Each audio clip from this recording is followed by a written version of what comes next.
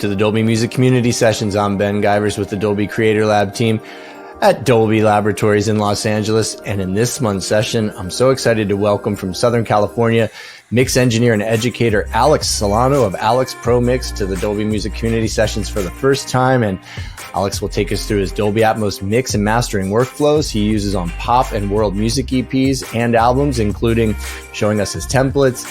He's going to show us how he monitors the reference mix, how he works with subfolders in Pro Tools, his creative placement he uses in mixing, and some of his mastering processes such as binaural settings and loudness management as well. It's great stuff, and Alex does so much great work, not only mixing, but also educating around the world on Dolby Atmos. He's a great engineer and an awesome guy. You can also check him out at alexpromix.com. Super stoked to have him on the sessions for the first time today. Stay tuned for that. Also, as always, my partner Greg Stryke Chin is here for the conversation with Alex, and he'll be sharing part 2 of his pro tips for leveraging instruments and multi-channel reverbs using object beds. So this is great stuff, a follow-up to last month's session. And if you're ready to use effects plugins in up to a 916 object bed in Pro Tools to take your Atmos mixes to the next level, you're going to definitely want to see this awesome demo with Greg. It is coming right up. You can ask your questions for both Greg and Alex at any time. Just enter your name along with your question here in big marker, and that is coming right up. And just before that, wanted to share a couple of reminders. The new Dolby Professional Store is open now at professionalstore.dolby.com. This is where you get the music tools such as the Dolby Atmos Render and Dolby Atmos Album Assembler, as well as Dolby Vision licenses. It's available internationally and for all countries, and will be the home for Atmos and Vision licenses going forward. So be sure to check that out at professionalstore.dolby.com. Also, the professional support site, which is professionalsupport.dolby.com, has been redesigned and is much easier to navigate. When you land on the music page, you get links for resources for mixing Atmos in your favorite DAW, so Pro Tools, Logic Pro, Nuendo, Cubase, and Studio One, and also how to use the external Dolby Atmos renderer and the music panner in DAWs like Ableton and FL Studio. So from there, you can link to the knowledge base, which has a ton of articles and best practices on everything from room setup all the way through to delivery. There are FAQs, and you can also interact with our engineers on the forums there and ask questions.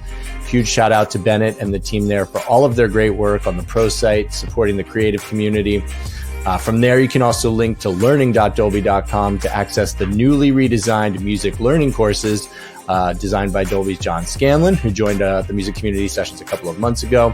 There you'll find Pro Tools 100, 200, and 300 level trainings, also modules on Logic Pro, Ableton Live, and using the music panner, amongst others. What's super cool about these is they also include downloadable exercise content with music and templates. It's all free and available in multiple languages. Be sure to check that out as well. In last month's session, Dolby's Emma Brooks joined to share the new room design and Dart training module that's at learning.dolby.com.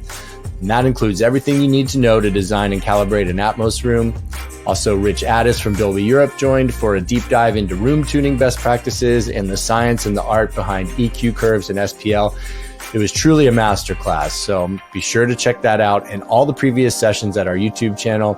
There's a dedicated playlist there for the Music Community Sessions. All right, let's jump into Greg's pro tips for leveraging multi-channel reverbs. That'll be followed by Alex Solano showing us how he manages pop and world music mixes in Pro Tools. Add your questions now.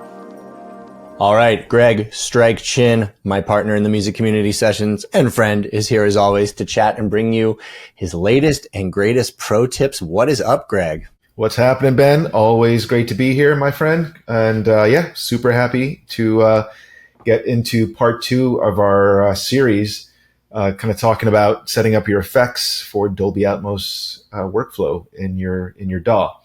So if you guys remember last time, we talked about how to set up your session for effects in a 712 bed, which is what I'm showing here on screen now. We're going to stay in Pro Tools, but remember, you can do this in your enabled DAW.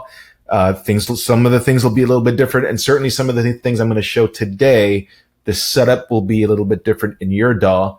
And maybe at some point we'll be able to show some of those, but I wanted to go ahead. Since we started in Pro Tools, we're going to stay in Pro Tools. So again, last time we showed setting up your effects for sending signals to the 712 bed, which is exactly how we have it set up here. If you'll remember, we have just this little synth ARP, and then we've got our 712 reverb set up here, or emulated, sending it to our bed, right? So today what we're going to do is we're actually going to talk about leveraging an object bed and being able to set up, we're going to stick with reverb, and we're going to show how to set that up. Now, I think the first thing we want to do is talk a little bit about an object bed. So why would we want to, leverage an object bed? So remember, we're showing you different ways, depending on your workflow, your preferred style, that you can leverage effects in a Dolby Atmos mix. So one thing that we want to first talk about as we talk about getting set up for an object bed is understanding that the standard bed configuration for Dolby Atmos consists of a 712 bed.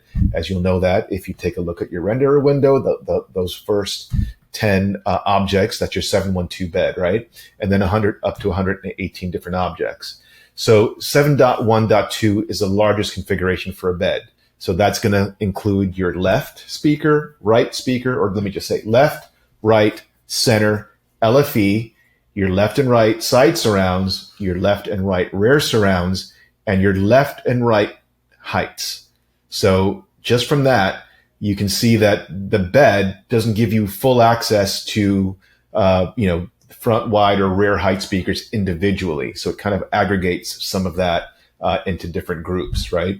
So if your DAW supports it, you might want to consider leveraging an object bed if you want to be able to send audio or signals to very specific places and kind of leverage, those channels individually.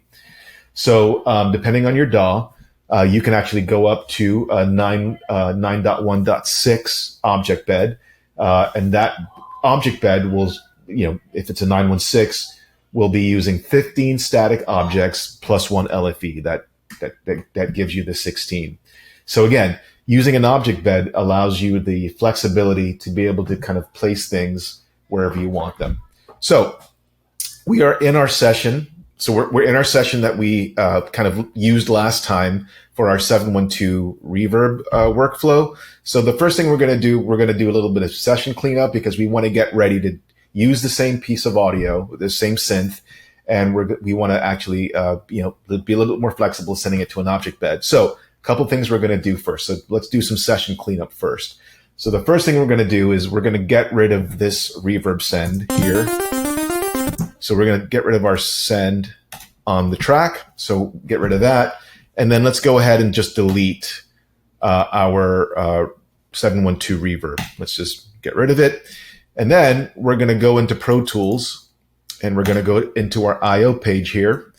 And we're going to delete a couple of things. So the first thing I'm going to do is delete, go to the bus tab, and I'm going to go ahead and delete the 712 bus that I've created there. So I'm going to delete that path.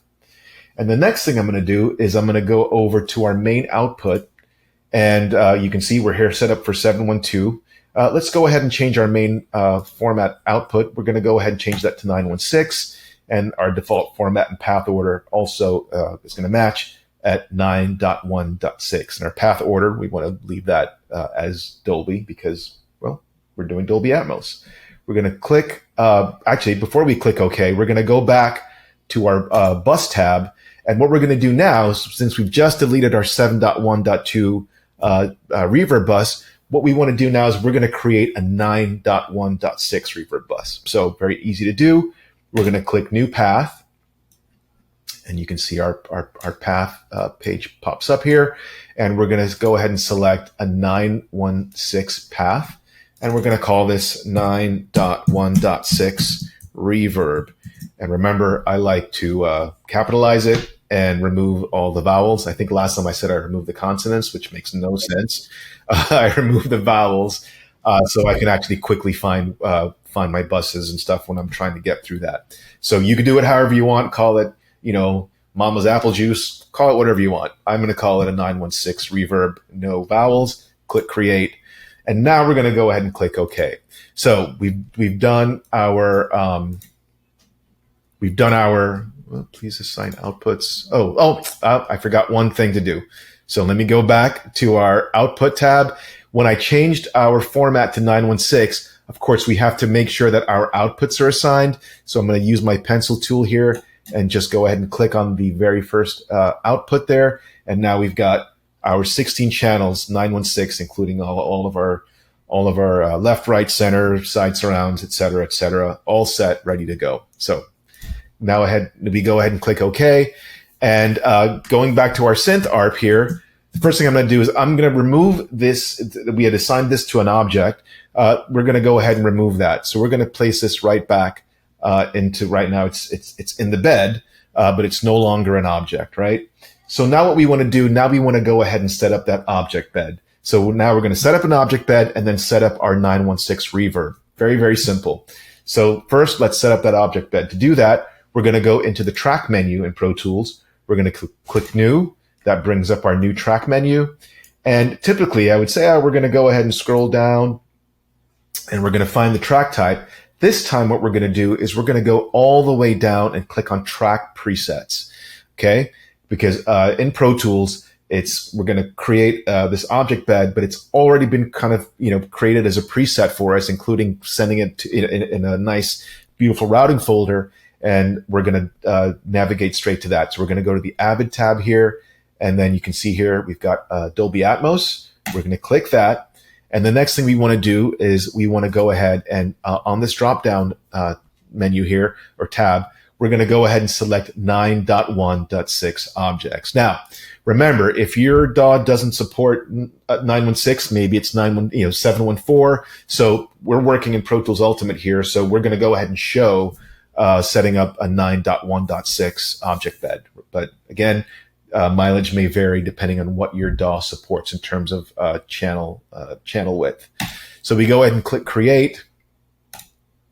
And you can see here now that our 9.1.6 object bed is created. It's done a lot of the work for us, but we want to make sure that, let's do a couple of other things of housekeeping. We want to make sure we have our in and out.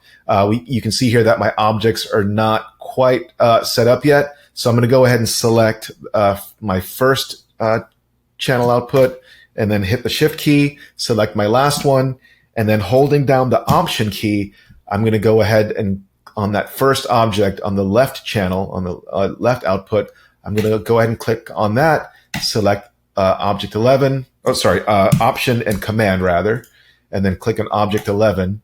And then what that's going to do is that's automatically going to cascade all my objects. So Object 11, 12, all the way down to 26. Automatically set up.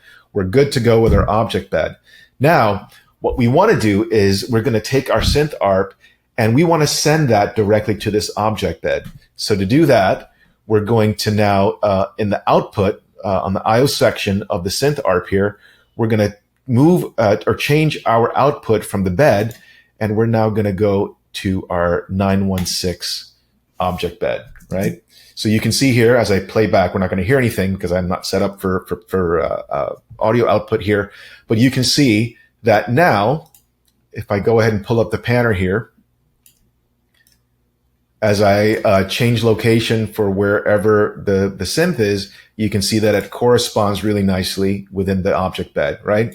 It does exactly what it needs to do. So our object bed is now set up. So the next thing we want to do is now set up. I'm going to go ahead and close that folder so we get a little bit nice and neat.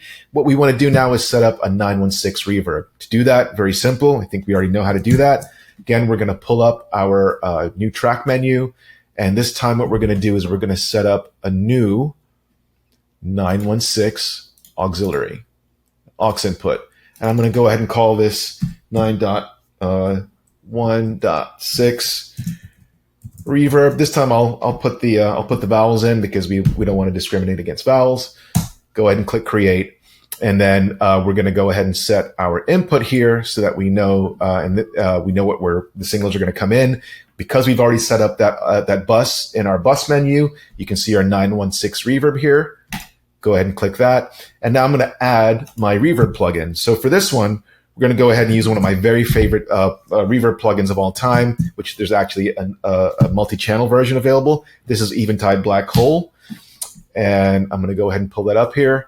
And I'm just going to quickly just go to Lush Spaces. We're just going to use a preset here, the biggest reverb ever, and then we're going to put the mix all the way to 100%. So our reverb is now set up. Really great plugin. If you've never had a chance, you can check it out. Go to the Eventide site. Really amazing plugin. So now what we're going to do is we're going to now take our synth ARP, and we're just like we did when we were leveraging the 712 reverb. We're now going to go ahead and send this out to that reverb via the send. We're going to use the first send, and we're going to go ahead and click on that, go to our bus, and we're going to go to our 9.1.6 reverb. There it is. And as I play back here, let me go ahead and pull up that channel. We're going to go ahead and send that reverb. And you can see here, it's now populating right there in our 916 reverb. And wherever I place this, my panner, you can actually see that that's going to actually correlate directly to what happens in the reverb. It's that simple. So make sure you check that out. Have a good play with that. Again, what we're trying to do here is make sure that you guys have, all the options available to you in terms of how you want to leverage setting up your effects. So next time, what we're going to do is we're going to actually show you how you can use multiple stereo reverb plugins, instantiate them. And that obviously is going to take up a lot more CPU, but it is a workflow that is totally valid and legitimate. But we'll show you how to set that up so that you can kind of place those plugins and position them wherever you want. So that's next time, and look forward to doing that with you guys. And for now, that's it. Ben, back to you. We were looking forward to that one, Greg. Awesome stuff as always. Getting more musical and flexible, leveraging object beds and effects for creating and mixing in Atmos. Great stuff, man. Please add your questions for Greg and also for Alex, and we'll go into the conversation with Alex now, followed by Q&A. All right, so excited to welcome to the community sessions, Mr. Alex Solano, my friend. What is up, Alex? So good to see you, man. Thanks for doing this. Ben, Greg, thanks for having me. Our pleasure, dude. So, you've been part of the music industry for many years, and I'm sure a lot of our viewers already know you. Certainly they've seen you out and about, but if you could share a little bit about your background and maybe like some of the work you've done to build out Alex Pro Mix and educate people on technique and gear. For sure. So I guess I got started when Apple made the big announcement back in 2021. I hit up Greg at the time, and I think I hit you up too, Ben, trying to figure out how to get into this Dolby thing. At the time, there weren't really any resources online. So it was a matter of kind of like downloading technical papers from Dolby and then finding like a lot of post videos on Dolby mixing, immersive mixing, and Dolby Atmos. So it was kind of like the search for discovery, for knowledge, for trying to understand how to get into it. I remember at the time I ended up buying the wrong type of headphones just to try to get the experience on spatial audio on Apple Music. So it was a learning process, and then that was like post-pandemic. So a lot of gear was not available. So I remember calling online retailers like, hey, when's this interface going to be ready? They're like, we don't know. It could be months, because there was a whole post-pandemic, supply and demand issue. So needless to say, I got in touch with Dolby and the Dolby team to basically get my room configured for Atmos, and they were very generous. They gave me their time, sent over pictures and everything else. A couple months later, realized what I needed to buy, made the investment, set up my room at the end of 2021. And since then, just in 4 years, I've done over 500 mixes for labels, indie artists, and so forth. And now I'm in my second rebuild. So this year, 2025, I reconstructed my room, basically took everything out, gutted everything, dealt with some issues with the acoustic treatment as far as like bass traps and custom resonators that were installed in the room. And for that, I hired a designer company to help me do that. And then I reached out to KSD, which is a audio manufacturer out of Germany. And after different conversations, I ended up basically reinstalling everything with KSD monitors, all active speakers, three-way speakers that sound phenomenal. So it's been a journey, guys. It's been an amazing ride. I can't tell you enough. I can't thank you enough that like jumping into immersive mixing completely changed my career as an audio professional to the point where now that's what I do for a living. So you mentioned you're 4 years deep now. You've over 500 tracks deep. That's amazing. You've really embraced it from not only like a professional side, but an educational side too. Take us into a little bit like of your approach to mixing. Like how do you approach a project? And then maybe we can like open up your session and you can show us what you do. For sure. So, after doing this for some time, you kind of start learning what pitfalls to avoid. such as, starting with a blank session, So having a starting point like a template is very important. And this is something that I can discuss further as we get into the demonstration. But, I was able to develop this technique or this workflow that allows me to import stems, time align them, tone align them, check the binaural, check on speakers, check the binaural, export it, check the loudness, convert it, send it over on a playlist, get it approved, and then the project is done. And I've been able to have this very seamless process that works on any record, whether it's a major artist or an indie artist. So as of recent, I just delivered a single for Keith Sweat, who's a R&B legend, as well as a young artist called Young Kai out of BMG, who's doing phenomenal. And so that was an EP versus a single. And I use the same template for everything. I basically have my own workflow. It's great whenever you can have the technology just work and not think about it. I used to be very technical minded, and Greg, you know this. But over the past few years and getting more into like mixing and making more musical decisions, I'm less technical these days. I don't know if that's a bad thing, but I've been really putting my effort on just being like reacting to the music, and basically like allowing the arrangement to guide my decisions and not let the technology get in the way. So having something like a template as a starting point, having a control surface where I have different macros laid out for monitoring the 2.0, the stereo reference, the binaural mix, the 714, checking on different speakers, all that stuff, whether I'm mixing in stereo or immersive, is really important because then it allows me to sit and make musical decisions, and I'm not thinking about, I wonder if my bass traps are installed correctly.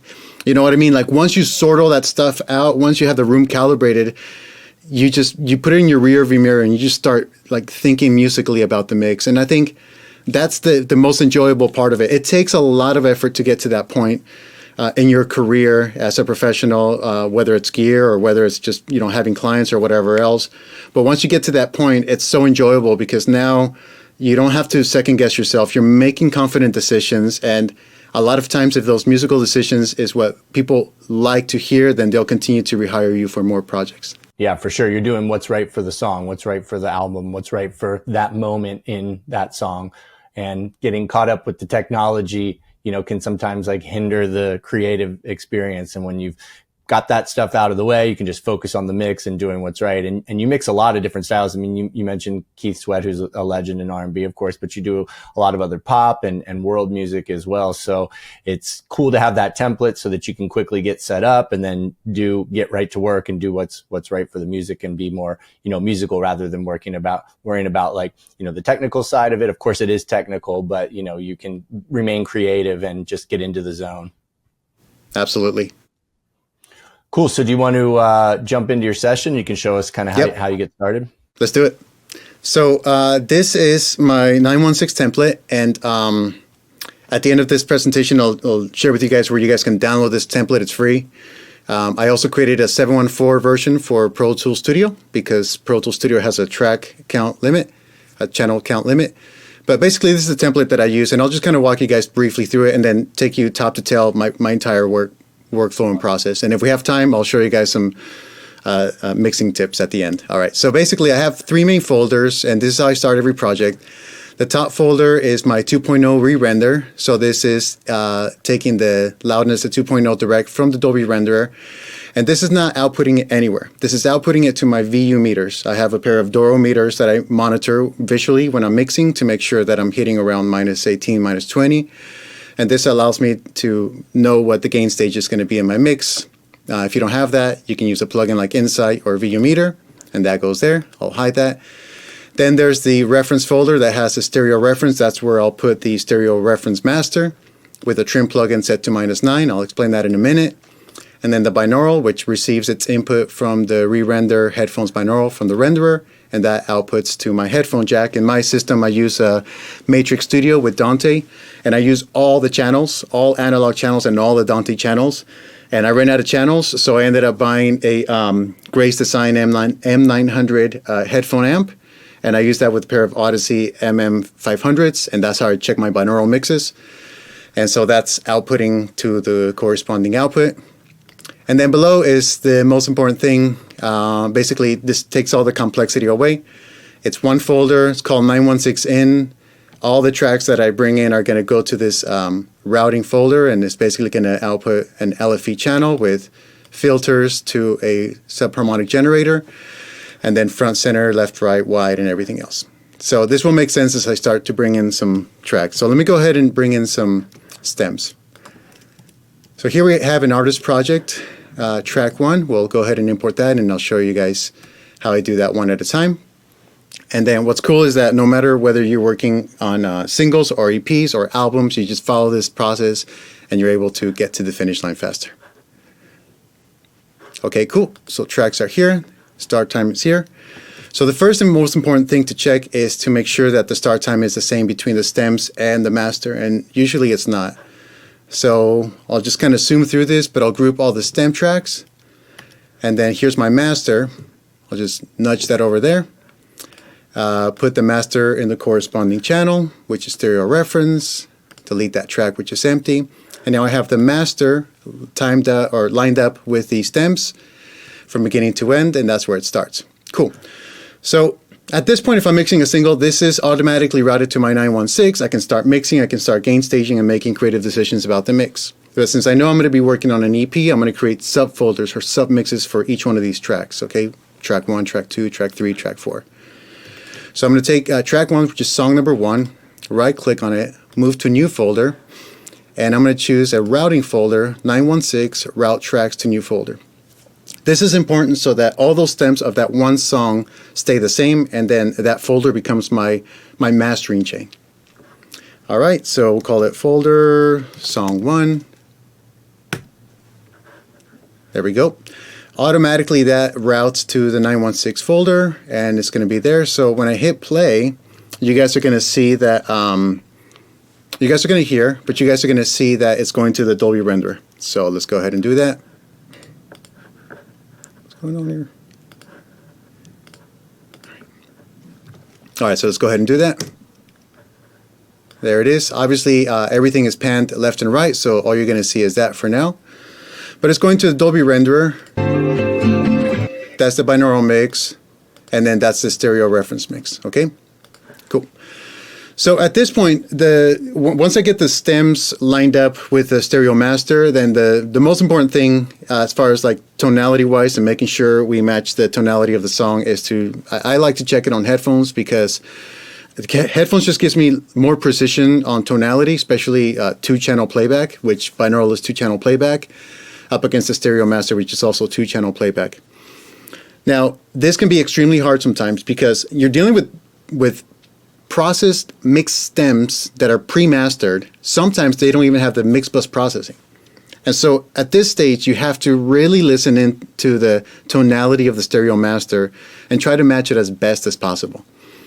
Now, at this stage of the game, I'm not going through individual channels and adding a bunch of EQs and things like that. No, I'm basically taking this routing folder, I'm putting a trim plugin on it so that I can gain stage. So let's play it somewhere in the middle.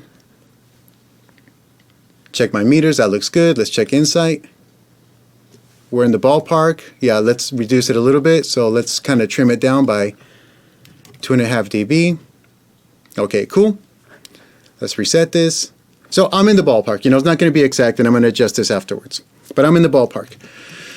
And at this point, I'm basically listening on headphones and going back and forth between the binaural and the stereo reference. And basically at this point, it's a matter of like, okay, tonality-wise, you know, is the mix too bulky, or do the stems sound, you know, too bulky in the sense of the low mids? Do they not sound bright enough? Do they need more punch? Things like that. And I'm not here to promote any plugins, but the plugins that I end up using for this process are Pro Q4 for just a basic digital EQ, Spectre if I want to add coloration, and then Quartet for limiting. This is dynamic EQ, and it's extremely fast and transparent. So between those three, I can usually shape the tonality of the stems that are not mastered with the stereo master. Once I match the tonality of the stems to the stereo reference, then I'll listen in on the room. I'll basically bring out the mix in the room and make creative decisions of where things should be panned. So let me just go ahead and move stuff around just so you guys can see it in the renderer. Here we go. And everything is basically routed in the template, even like things like the LFE channel, like everything's already routed. So for example, if I find the bass track, let's go ahead and show the names. Bass right here, I'll solo it. That's group, I'll solo it. And you guys will see that it's going to the left and right channels. But if I increase the LFE, it's going to the LFE as well, which is down here. Okay? So everything in this template works, and it works with the Pro Tools surround panner.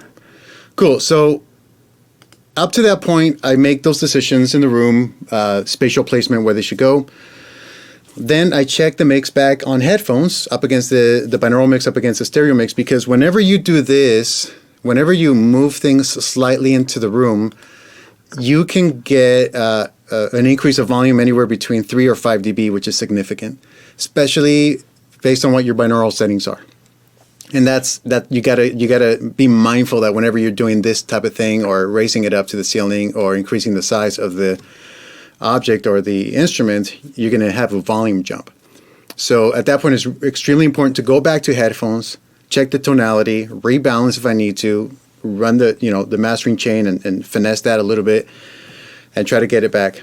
Now, the reason I put so much emphasis and importance on the stereo reference mix is because the artists have lived with these mixes for months. They signed off on it. The producer signed off on it. The mix engineer signed off on it. They sent it to a master engineer. They signed off on it.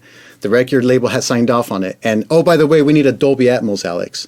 Cool. So they sent me the stems, and I have to respect all the creative decisions and the effort that was put into creating this record.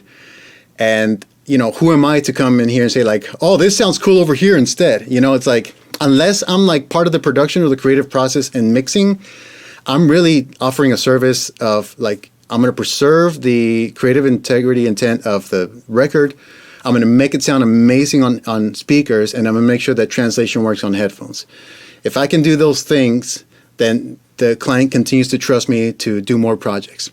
Because here's the reality, guys, and a lot of you audio professionals who are working in this field already know this. A lot of times songs get signed off without being auditioned in a room, or without even the artist hearing them.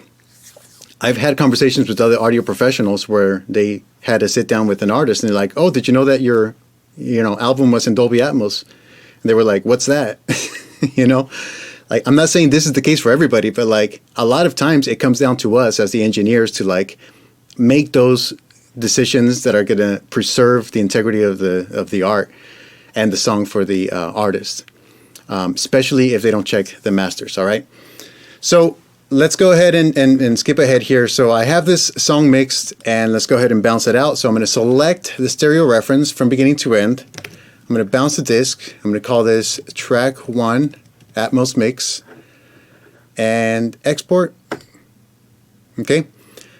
So once the song is outside of Pro Tools, I'm going to bring it into the Dolby renderer. I'm going to measure the loudness, and I'm going to convert it in an MP4 file. So let's go ahead and open that up. Atmos renderer. Here it is, track 1. Pro Tools is done. Let's bring it in here. Command L, analyze loudness.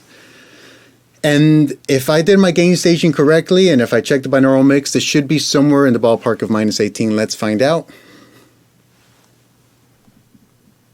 Yay. All right, so -18.7.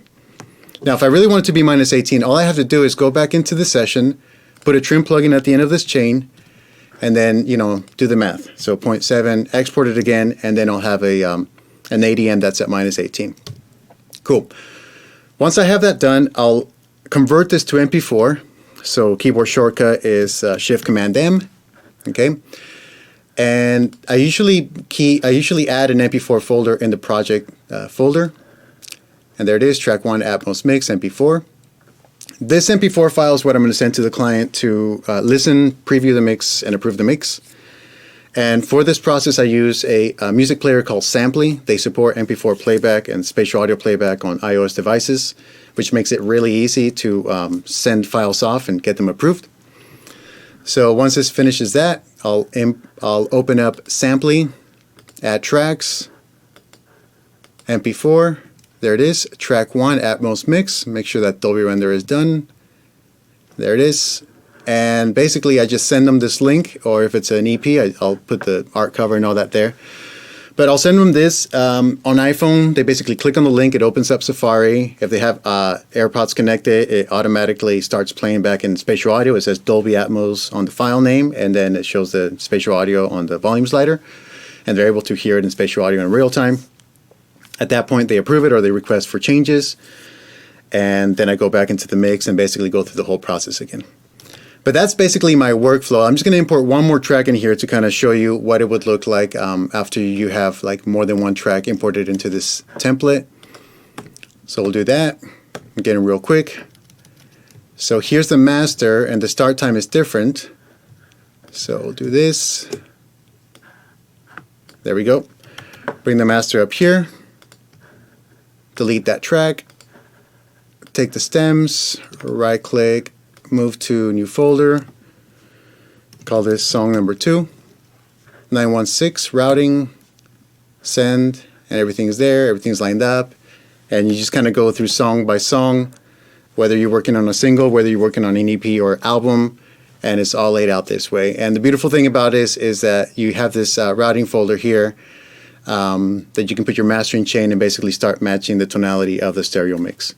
So that's kind of like the top to tail workflow of how I use this template to build Dolby Atmos mixes, music mixes in a very fast and efficient way, whether they're singles, EPs, or albums. I would say that's pretty fast and efficient. Wow, like nice job. So you also mentioned that you have a 714 template that you also use with subfolders. Can you share a little bit about that as well? I'm going to offer this template for free. You guys are going to be able to download it. We'll provide a link to the page and everything else. And there's going to be 2 versions. There's going to be a 916, which is going to look like this, where you have 916, and then all the routing on the output corresponds to the folder. And then there's going to be another version of it that's going to be 714. Now, in the video that I do for this, it's going to explain, like, in fact, what I'm going to do is I'm going to show you guys how to open up this on a laptop, you know, with no audio interface, basically, to kind of show you, like, this actually works. In my system, the routing is a little bit more complex because I'm using Dante and different audio interfaces to make everything work. But the template will be able to work on a laptop if you don't have a room yet, and if you want to start, like, you know, mixing on binaural and being able to check back and forth. But this is what the routing looks like, and I'll share what the routing looks like in 714 in that video, Ben. Okay. Now, if there's time, I would like to show you guys some mixing hacks, some mixing tips. Are you guys okay with that? Do we have time for that?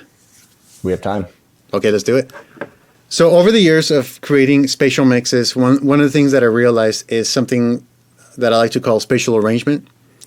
And what I mean by that is that start thinking of the song's arrangement in a spatial way, in the sense that just because you have one stem of a guitar track that goes from beginning to end, don't leave it there the whole time, right? Like, find lanes that are panned to different locations in the room.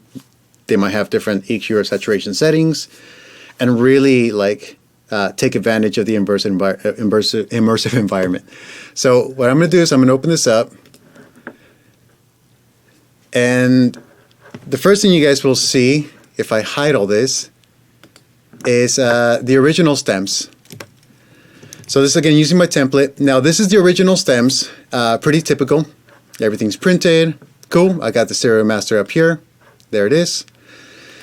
But if you take a look at what I did afterwards, you'll see that it looks much different. So same stems, but now it looks like an actual arrangement. And the reason for that is because the arrangement calls for creative decisions of, if there's a synth part that happens throughout the whole song and all of a sudden the drums drop out, I'm not going to leave the synth there. I'm going to find a new place for it so that I'm constantly immersing the listener. Okay, so let's take a couple of examples of how I accomplished that. So you guys are going to be able to monitor this on binaural. I'll play a little bit of the track for you, and then I'll dive into some exact examples. But here we go.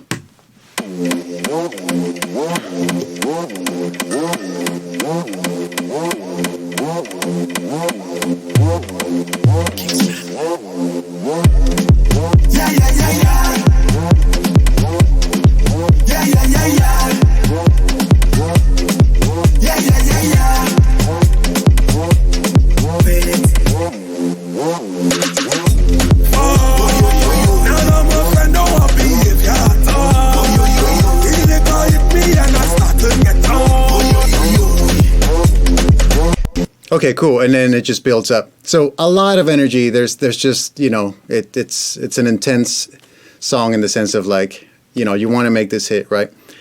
So let's take a look at one example here. This is the main synth part. Okay, that's basically the theme of the song. And if you look at the render, it's just basically camped out in the left and right channels. Okay, cool. So there's this part here in the arrangement where basically the drums drop out, and you guys can see that. And what I did is basically I wanted to swing this synth part from the front channels to the side channels. So instead of creating like panning automation, which can be tricky and not always precise, and again, like sometimes the technology is a hindrance because like instead of just creating this automation that has to be precise and exact, like I'm just going to put the clip on a new lane and I'm going to park it where I want it to be. And so for that, you guys can see that I took the same clip, I faded it out from the front channels, which is this, and then I faded it in on the side channels, which is that. So if I take a look at the surround panel in Pro Tools, you're going to see that it moves. And let's go ahead and bring this up here. It moves from the front to the side. Here we go.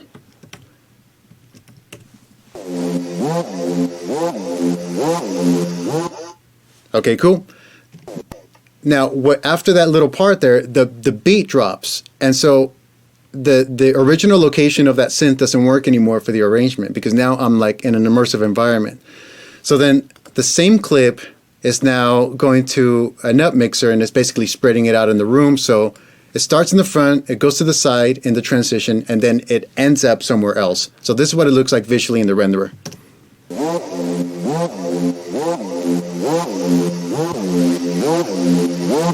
And let's hear it in the track.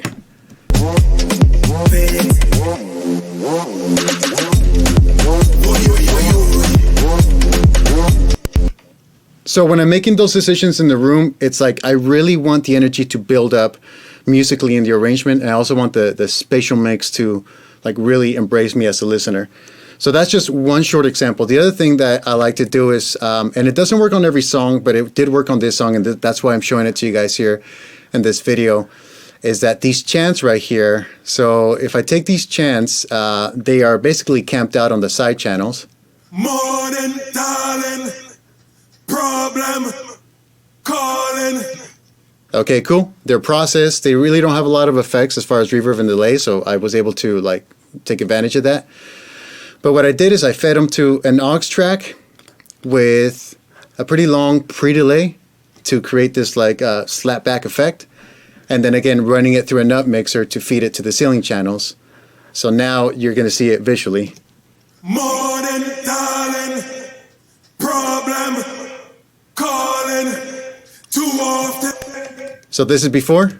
Morning, darling. This is after. Morning, darling. So in the room, like I know where those vocals are because they're parked in the side channels, but now I'm getting a reflection bounce back of them like everywhere else. And doing stuff like that without like being distracting and by being subtle and going in there and like not doing any damage to the music, that's a lot of fun. Obviously, I check this on headphones, make sure that it's not like overpowering everything else in the mix. But making decisions like that where like now you can start thinking creatively about the mix, not just like static locations, but like taking stuff and putting them on their own lanes, finding new pan placements, trying different tonality changes in the mix so that they sound nice in the room and they're not distracting or anything like that. I really, really enjoy that. Now, something like this worked for this type of music. If I was working on Devin Gabriela or Jamie Miller, if it's more like piano bass and acoustic bass with vocals, I'm not going to go this crazy. It's going to be more subtle. They're going to be like more static, like spatial locations. Maybe I'll find one or two elements that I can move gently around the room if the arrangement allows me to. But something like this where it's just high energy, 4 on the floor, drums, percussions, things like that, synths, then yeah, I definitely want to take advantage of that and create this awesome immersive mix that works in the room and on headphones. That's fantastic, Alex. I love the fact that you are kind of showing and sharing. Obviously, thank you for sharing this. But in terms of when you have a stem that you kind of want to put somewhere else, you don't have to necessarily, if you can, but you don't have to necessarily go and automate it. You can actually, I love that cut, copy, duplicate, and fade workflow. That's fantastic. And I also love the fact that you're using the upmixing tools really to kind of create convolution, to kind of create a space, and give a sense of a space in a room, so that you're able to kind of then take pieces of whatever it is, or the vocal or whatever it is, and kind of, place it in the room, which is really fantastic. Really, that's great. So Alex, wanted to just quickly ask you, obviously you're kind of showing off some of your effects workflow, but typically when you're getting these kinds of mixes, when you're getting the stems from the label or from the artist or from the producer or whomever is sending it to you, are you requesting stems that already have also all the effects beds and stuff, all the effects printed for you to leverage? How are you typically asking for those stems? It depends on the client. Like, if I have access to the producer, then I can request for that. But most of the times, the label is a mediator between the talent, the creative team, and then the immersive engineer. So I just work with what I'm given, to be honest with you. Sometimes the artists, they're on tour and they can't, print out or request anything. I just have to work with what I have. Now, what's cool about that is that it makes you think outside the box, like how to get around those limitations. For example, if I have a vocal stem that has effects and everything else on it, I'll use a plugin like Wave Center to extract the center channel and to have more of a dry version of it. And then I'll do the opposite and extract the side channels and remove the center to have more of a wet version of it. And now I have some separation from a single stem to be able to create this immersive mix. So while I think it's like the more stems you have, the more margin of error there is. The fewer stems you have, the more limitations there are. So I like to be somewhere in the middle, but I don't have the luxury to request for that. I try to just work with what I'm given. I'll tell a funny story. So one of the clients that I have, who's since day one, he's the owner of a major distributor, publisher, and label out of Nigeria. And sometimes I won't even get instructions. I just get a WeTransfer transfer link on WhatsApp. And, it's my job to figure it out and to give them a mix and get it approved and get it delivered. But, I've been able to work with, very elaborate, well thought out, well put together pieces. And then I've also been able to work with just, here's a WeTransfer transfer link. I have to sort through all the unused stems. Unfortunately, that takes a lot of time. But, at that point, there's a deadline. The artist already signed off on the mix. I don't want to be a headache to them. I don't want to say man, you're not making this easy for me. It's like, I don't want to bring that energy to the table. I want to be able to say, okay, this is what you want. This is the deadline. I have what I need. I'm going to do it. I'm going to do a good job. I'm going to send it to you. They like it. And then it's going to get published. Sometimes, Greg, I've done projects where I receive the stems at 2 p.m. and by 6 p.m. it's already on Apple Music with a Dolby Atmos. And I just have an hour or two to create the immersive mix. At that point, I'm really sure that the artist is not even signing off on the mix. I think the label and the owner hear it, make sure there's no anomalies, make sure the length matches, and they publish it.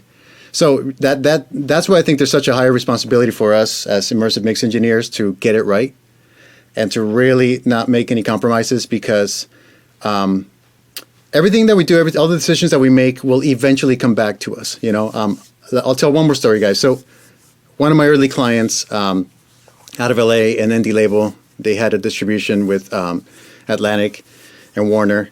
And I did a lot of mixes for them the first year. And a year later, the guy texts me. He's like, dude, I just heard the song for the first time on speakers. Thank you. And so, how crucial our job is as engineers to make sure that we're doing it right, because a lot of times they don't get the privilege or the benefit to actually experience the immersive mix on speakers until way later. But when they do, they should be awed and thankful, wow, you actually cared for my work, and that's really kind of the thing that I want to give to the creative community of audio professionals, that we're giving these tools. If you have a room, it's amazing. If you don't have a room, learn the technology. But we're also given this responsibility that not everybody has the luxury to experience it the way that we do. And so how important it is to use everything that we have to make it as best as possible so that they're successful. At the end of the day, we want to make the client successful, whether it's the artist, whether it's the producer, the label, the owner. We want them to succeed. And I've learned that the more I do that, the more I'm able to increase in the sense of like my ability to do this well, and then more projects and more clients that keep coming back for that same service. And so you've also recently had an engineers playlist populate on Apple Music. Share a little bit about that, and congrats. Yeah, that is just so exciting. Totally unexpected. That was managed through a colleague of mine who made it all happen, really. And it's just an honor. Like I mentioned, Ben, like getting into immersive audio really changed my career as an audio professional, and that's just the fruits of it, as well as being able to speak at different panels at NAMM, AES. I was at AES Mexico. I'm being invited again to AES Long Beach here this year. And so that engineers playlist is great because it's a showcase of the talent. The playlist is only as good as the music content, right? So like the opportunity to be able to work with Jamie Miller, with Young Kai, Daddy Yankee, Kate Sweat, and all those guys, it's like their music is so good. It's like I was given the privilege to create the immersive mixes for that. Obviously, the stereo masters sound fantastic. The stereo mixes sound great. And so it's like being able to be incorporated into that team just shows the effort of everybody work together to make that thing sound great. And so being able to have a playlist on Apple Music is like, man, I did not expect it, and I'm so thankful for it. Well, congrats on that, man. Well deserved. I know you've been in the industry for a long time, and it's nice to see you get the recognition on a global scale that you definitely deserve. We'll put a link to the playlist and to Alex Pro Mix on the session here as well.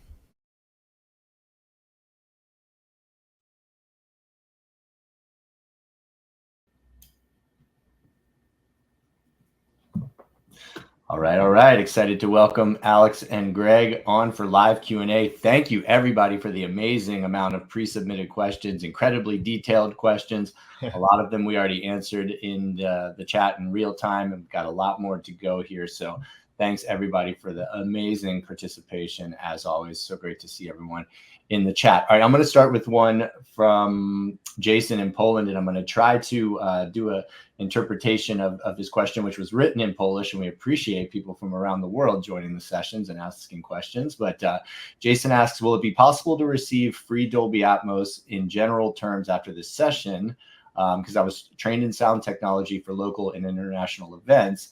Would it be possible to obtain Dolby Atmos access? That's part one. And then part two, he asks him what capacity Dolby Atmos mastering should be used. So Jason, hopefully I'm answering your question and have interpreted it correctly. But first of all, the learning resources from Dolby, they're always free. You can go to dolbycreatorlab.com or learning.dolby.com. There's everything there from setting up your studio all the way through to delivery and mastering. And yes, mastering is important, and it's used in all cases. So like whether you choose to do that, like as you're mixing, or you choose to send the mix to a dedicated mastering engineer is your choice. I would encourage you to do that. But, there are some pieces of the mastering process that you may be doing while you're mixing, such as managing loudness and balancing things in EQ or QCing on consumer devices. We also have the Dolby Atmos album assembler with some mastering tools in it. So yes, mastering, do it. It's encouraged. Send it to a mastering engineer if you can, and check out the resources that I just mentioned below. For you, Alex, one from Jacek, another Polish attendee. What is your approach to mixing in Atmos? Do you prioritize matching the stereo reference first, or do you address that later in your immersive mixing process? Absolutely. So I covered a lot of that in the video. Basically, it depends on the project. So if the project is handled by a major label and a major artist, and there's been a mix engineer involved and a master engineer involved, I'm going to preserve as much as the aesthetics of the stereo mix, as much as that as possible in the immersive mix. So just like I went through in the video, match the tonality of the mix on headphones, do the mastering, because you have to recreate that, because these are process stems pre-mastered. Bring it out into room, find the sweet spot for all the elements to sound great, and go off the listener, go back on binaural, make sure that the balance is properly matched again, and then send it back. Most of the time, they're going to check on headphones. And if it sounds drastically different from their stereo mix, now you're in a bad spot, because now you've taken 2 or 3 steps back, instead of giving them the confidence of my mix sounds great now in spatial, you're now doing mix revisions, and you don't want to do that. So if that's the case where the stereo mix has been done and all those decisions have been made, absolutely matching the stereo tonality is super important. If I'm doing a mix from scratch where I'm the mix engineer and I'm going to do the Atmos, then absolutely I take more liberty in that because the artist or the client trusts me to make those types of decisions. Cool. Thank you. Alex and Greg, one from Franco here. What aspects of the production process contribute most to creating a strong Dolby Atmos mix? A couple of questions here. That's one. Have you worked on projects that were produced or composed with immersive sound in mind? And three, if so, how did the production choices support the mix?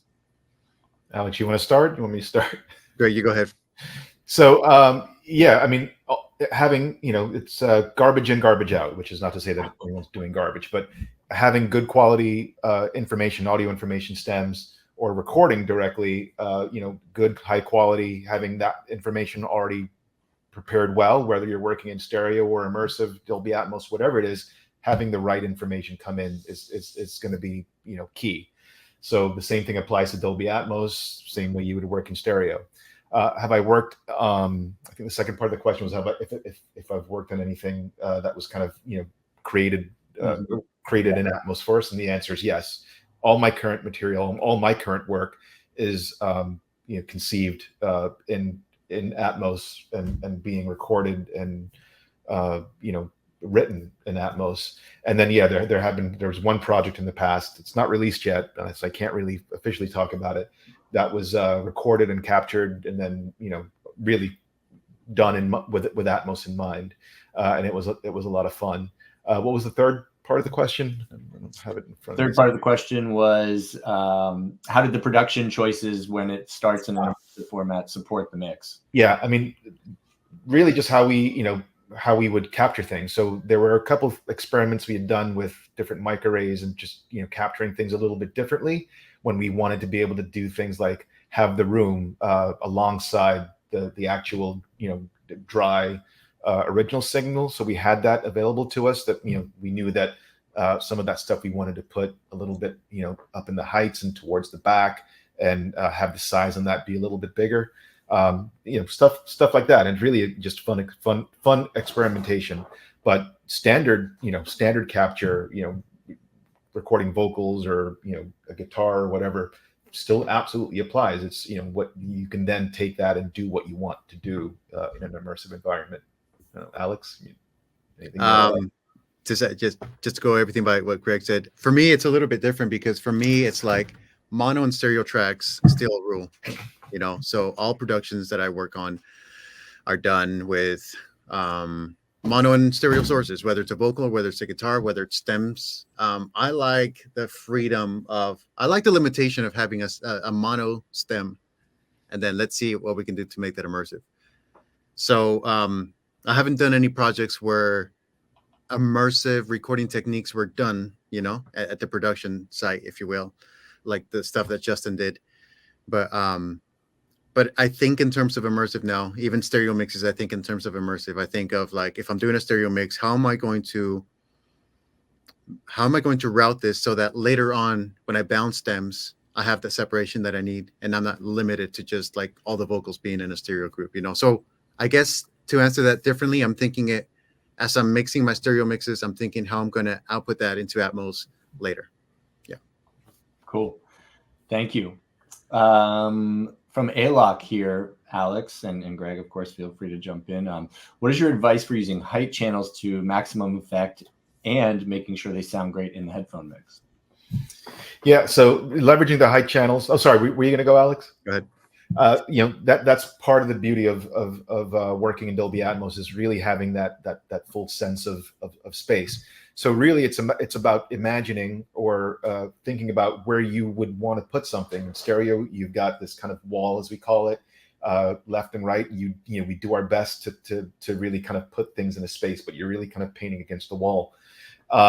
With having these height channels in Atmos, you're able to you can actually place those things up above, or some level. It doesn't have to be, it's not a binary choice where it's at ear level or in the heights. You have this ability to kind of be flexible and place it, exactly, from your listening position, a little bit above, a lot more above, and then a little bit to the side or to the back. So being able to leverage those height channels, it's all about space. So think about it. And, I always tend to close my eyes as I'm panning and or placing an object, and just really kind of let that object or set of objects exist where they need to. And yeah, I use the height channels quite a bit, but I don't specifically necessarily use them where I'm throwing things all the way up all the time. It's not specifically a binary choice unless you want that.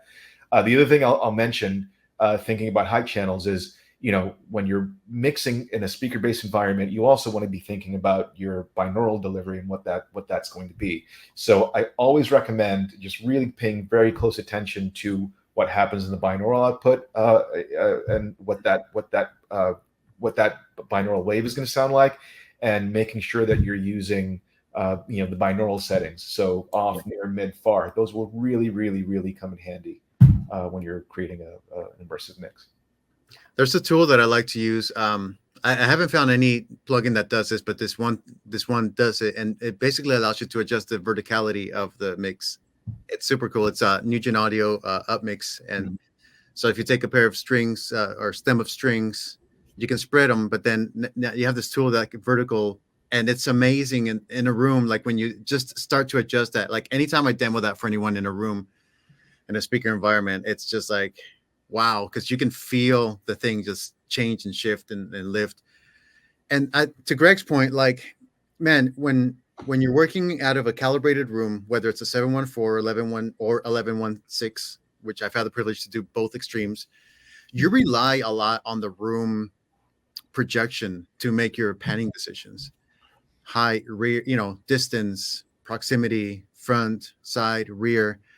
And I think the room comes into play a lot on making panning decisions, especially the height channels, because it's extremely hard to detect that on headphones, especially if your binaural settings aren't set up in a certain way to where they change. If you take an object and you set it too far, it's hard to tell in the headphones whether it's here or here or here or here, but in a room, like all those little subtle movements like are very obvious, so that's why the mixing stage that I've learned and that I've adopted is like, make those panning decisions in the room, figure out what the sweet spot is, then check it back on headphones and then rebalance. Because if you do the opposite, if you just make, arbitrary pan decisions on headphones and you bring it onto room, you'll be surprised. I mean, if I can go on a little further, in my first year of working in this, I was sent, I had a label, they had a rock band, and one of the band members attempted to do an Atmos mix in Logic on headphones. And the reason I knew that's because they sent me the project. I opened that up, man. The vocals were like way over here. Like the thing was completely off balance, like in the room, But for them, they were kind of experimenting to figure out how to place things and where to place things. But without listening into it in a room, you're really not knowing what you're doing, as far as like, you could be damaging the tonality and the sonic footprint of the music, because it's really tricky to catch those things on headphones. That's why renting a room, borrowing a room, whatever you can do to like get time and experience. So like, I don't want to discourage you guys from experimenting on headphones. Do the best you can do on headphones. Bring your mix into a room, book an hour, book 2 hours, book half a day, experiment, because like that listening to the speakers in a room is what really triggers like, oh, okay, now I understand what immersive is, and yeah, just panning placements and spatial locations in a room are so critical to like making sure that it's not front loaded, it's not rear loaded, it's not like too much in the heights. But yeah, that's been kind of my experience in that. Awesome. Thank you. Thanks, guys. I'm going to ask one from Jesse here. First, he's asking, can you please demonstrate how to set up a headphone monitoring bus to monitor the binaural mix? And two, and I'll ask this one to you, Alex, can you discuss how you handle the stereo mix when you're required to deliver both stereo and Atmos? Is it a separate project or a bus within the Atmos project? So for the first part, Jesse, it's a great question, and there are resources for setting up your headphone bus available at learning.dolby.com. There's a dedicated module for it. But Greg is also going to do a dedicated pro tips on this coming up soon after part 3 of his current effects and reverbs Pro tips. So stay tuned for that. We're going to do a dedicated session on it. And then Alex, I'll go back to you on how you handle the stereo mix when you're required to deliver both stereo and Atmos. Is it a separate project or a bus within the Atmos project? And then 2, how do you handle the fold down? Yeah, so there's 3 things there. There's creating the stereo mix from scratch for multi-tracks. First and foremost, I do that first because that's how we're gonna go through the process of mix revisions with just a stereo mix.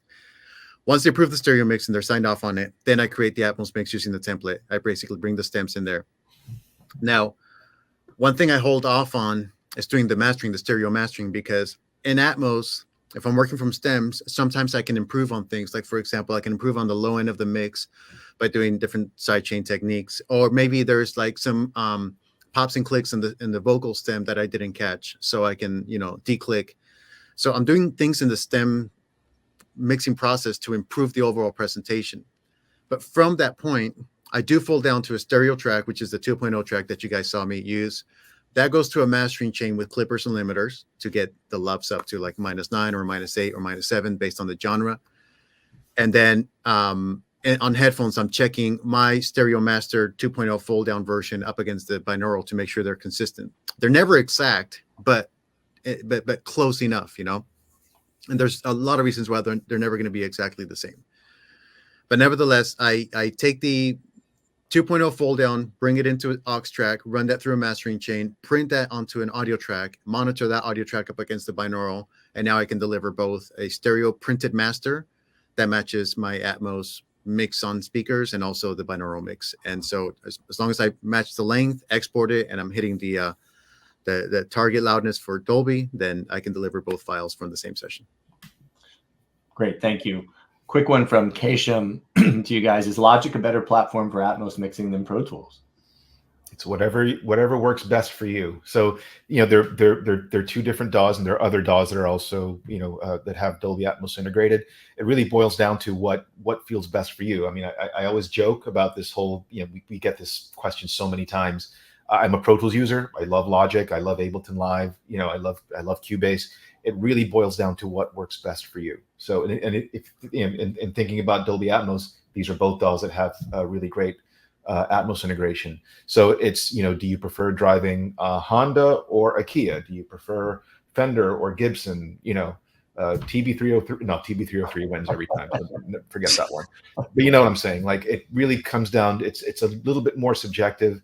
What tool works best for you? They're both extremely very, very capable DAWs, and especially when it comes to Atmos. So that's how I'm going to answer that one. 303 rules them all. Acid. Amen. All right, cool. Greg and Alex, one for you from Edivaldo. In a Dolby Atmos mix, is it feasible to expand an audio track to ambisonic to increase room effect and then return it to 916, for example? So you're starting in Atmos, going to an ambisonic environment, then coming back to 916 or another layout. Yeah, I hope this one doesn't become like a meme on me. But I will say that it is technically possible to do exactly what you're saying, Eduardo, and Jake's here to help answer. I guess I would love to get a little bit more information on the use case as to what you're trying to achieve and why you would want to do this. Technically, yes, it is possible, regardless of what level of ambisonics the session is starting in. It is possible to expand that. Do remember that these are 2 entirely, these are 2 different platforms. They approach immersiveness differently. Ambisonics is really great, and obviously used a lot in VR and stuff, where you're sitting at a single point or at a single point, and encapsulated in a 360 space, right? There's no metadata that comes from that. I mean, there is data that happens when the processing is happening live in that space, but that data is, you can't export that, and there's no way for Dolby Atmos or the renderer to read that with any kind of logic. So I'm saying that to let you know that it is possible to do what you're saying, but you're basically going to be taking the audio from your, again, whatever level of ambisonics, whatever order of ambisonics you're going to be kind of getting that information out from the DAW. You're just going to be processing that, or re-encoding that in Atmos from scratch. If the intent is to increase the room effects, you can absolutely do that. I don't have the full information of what you're trying to do, so I'm not exactly sure how you would then want to get that back into an ambisonics project, but it is possible to pull that information out, that audio out, and then re-encode it or reprocess it or re-encode it really in Dolby Atmos and kind of have a play with creating bigger, more immersive room environment. If you wanted to do that, it is possible. Cool. Couple questions on LFE here, Greg, and I'm going to combine Ryan and Asar's questions. I'm new to immersive and would like to ask the difference between the LFE channel and the audio sent to a subwoofer.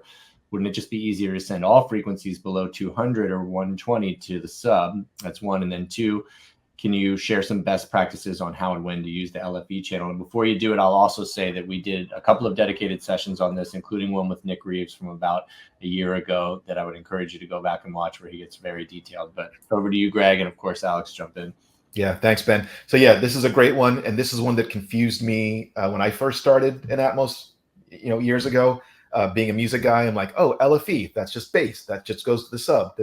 So I totally get that. But it is important to not conflate the two. They are two separate things, and we're talking about two different things.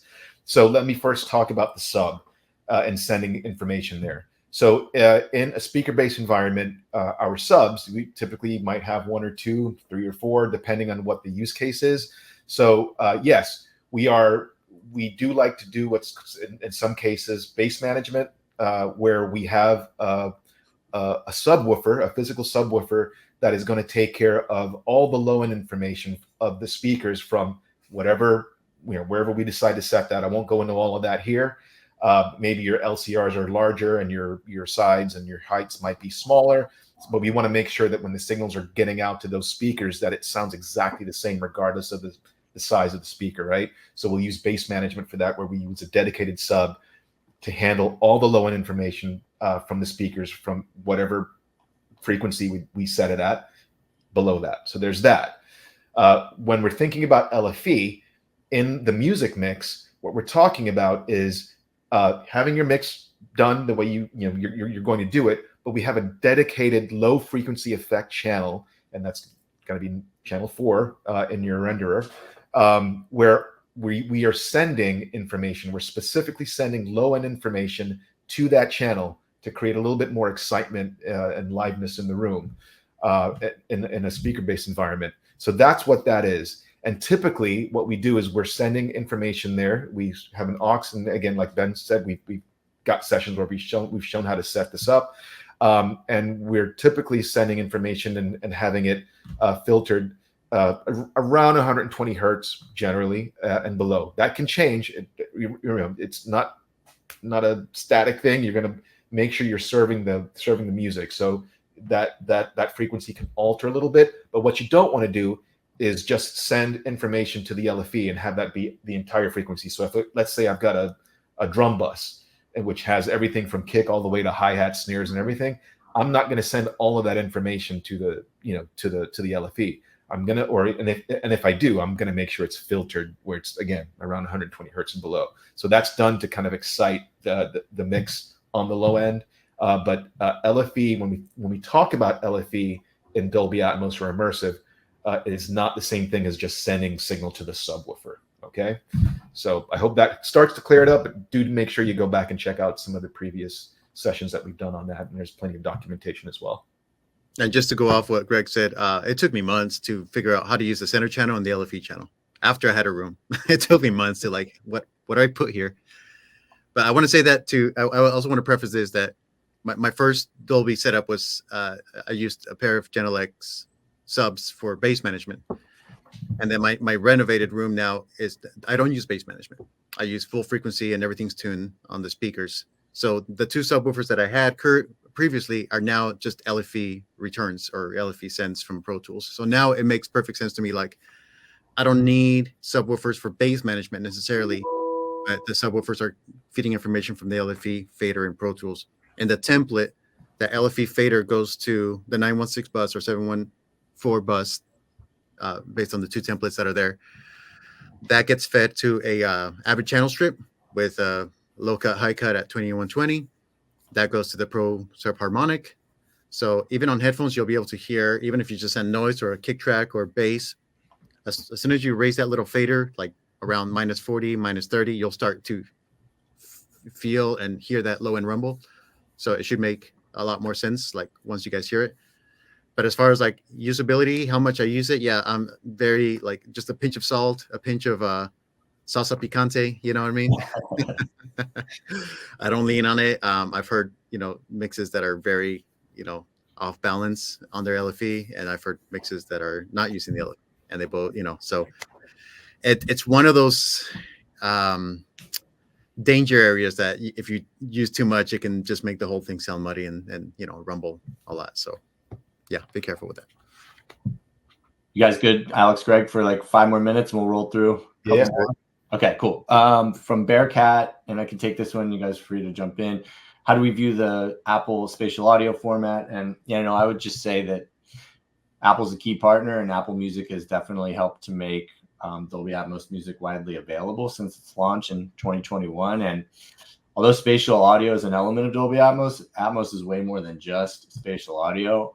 Atmos is truly like a global end-to-end ecosystem that's distributed to billions of devices and services. And, Apple is a platform for Dolby Atmos music, and their spatial environment is a combination of their hardware, software, and services. And there can be some nuance and unique flavor to that, but obviously a very key partner in presenting Dolby Atmos music and a great way to get it out there to the world. And I don't know if you guys want to chime in on that, but feel free, or we'll move on.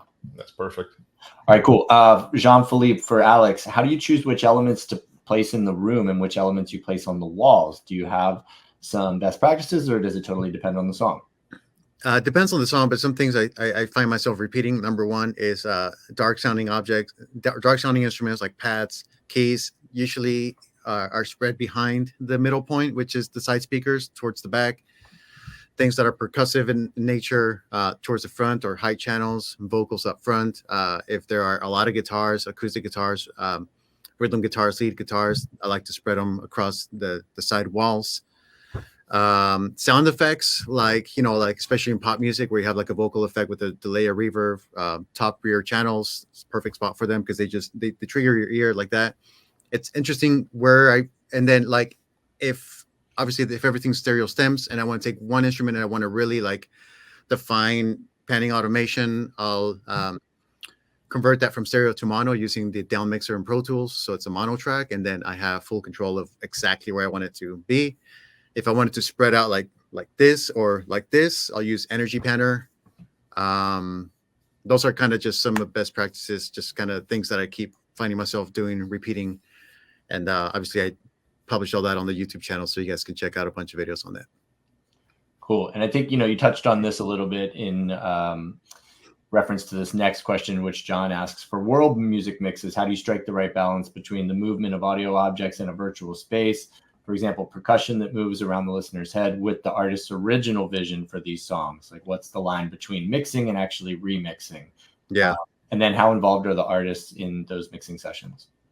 It depends on the relationship with the client.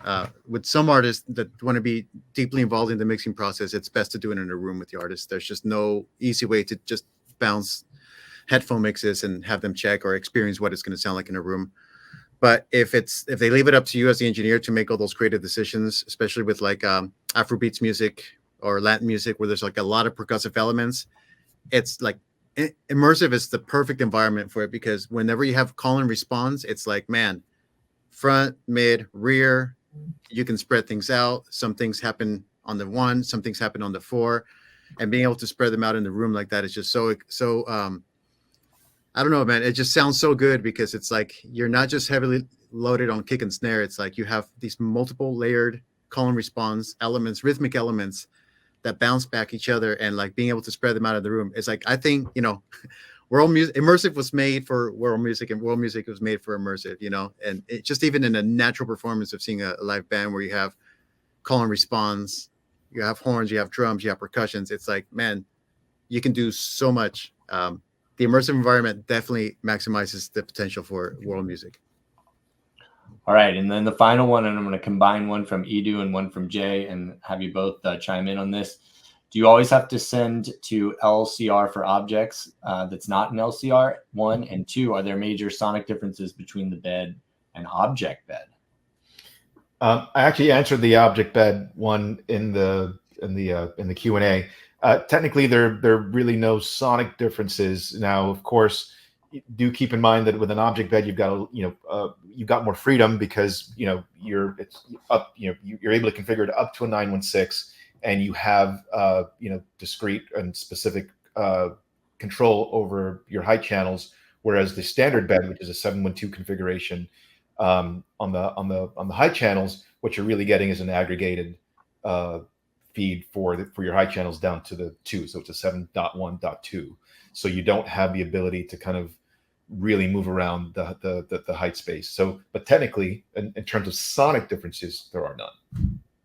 And I don't know, Alex, do you want to talk about the first part? What was the first part? I could talk about the 916, which is like just what I showed on the template, like just you can really fine tune the experience on headphones by having a 916, because even if you don't have a 916 room, which I don't, but with 916, I can have pairs in the ceilings, near, mid, far. And as I'm panning things between those places, then I'm hearing the sonic differences in the spatial distance between them, So using the 916 configuration, even if you have a 714 room, is beneficial for the binaural mix. Yeah, and to go back to the first part of the question was around LCR and specifically pointing things there. So again, in your bed, you have left, right, center. You can leave things there in that bed. You can actually assign things to the center channel in the bed. Now, of course, if you want to just have an object assigned to the center channel, you can do that as well. So it really is up to you. If it's kind of something that's going to kind of stay there and just be in the center channel or in the left or the right channel, feel free to do that in the bed. The bed is there to kind of hold things together, and it's more than a great starting point. It's a great place to kind of anchor certain parts of the tracks, maybe pull some stuff off the wall a little bit. But it really is up to you and what you're trying to achieve with either the object or that piece of audio. Awesome. Alex Solano, Greg Stryke, Chin, thank you guys so much for this. Yeah, thank you, Ben. We didn't get anything on dilithium crystals today. No, I'm just kidding. Maybe next time. And thanks everybody for all the great questions.